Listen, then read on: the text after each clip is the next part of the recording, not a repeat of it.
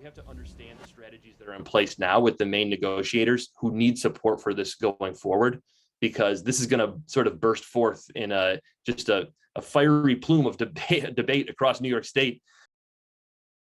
That was Dan Miner from our reporting partners at Buffalo Business First talking about negotiations for a new Bills stadium. Dan published an article today revealing that the Pegulas have formed this formal working group of area business leaders to try to get input as the team, state, and county have been working on this stadium deal. From the sidelines, it kind of feels very much like a 3 men in a room kind of negotiation. And in some cases, that's the case, obviously, when it comes down to brass tacks. But more broadly speaking, I think that what the story shows is that the Pegulas have really reached out into the Buffalo business community to really try and be a meaningful part of the process. And I think the reason that they're doing that is, for some strategic insight. But also it's kind of a recognition that it's not just government partners in the team that have to want this and fans of the Bills. It really has to be the power brokers in the community who are behind this project, a project of this scope and size and expense, if it's going to work. The list includes Dottie Gallagher from the Buffalo Niagara Partnership, Richard Gold from M&T Bank, former Buffalo Mayor Anthony Masiello. It's interesting that the Pegulas recruited these 8 individuals because many of them have been vocal about downtown development, some even leading projects here in the city.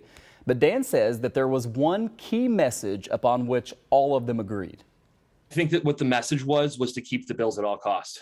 And I think when it became clear that the most direct route to keeping the Bills in Western New York was to build a new stadium on county-owned land, which would be much less expensive from a construction perspective to build, then that was the project that these people got behind. The broader business community is divided on where the stadium should go, for sure.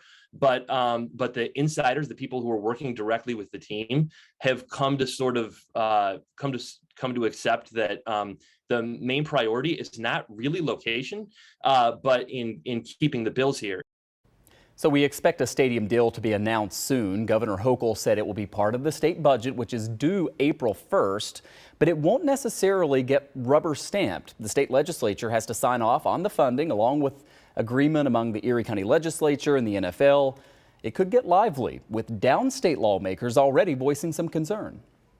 High stakes all over the place. I mean, think about the county legislators who live in the city of Buffalo, regardless of how sort of like actually emotionally righteous they are about this project. I mean, they have a vote, which means that, theoretically they have leverage. Same thing with those downstate legislators and, pretty much anybody who comes in contact with the governor heading into, an election year. A lot of moving parts. You can read Dan's full report. It is posted right now at bizjournals.com/Buffalo.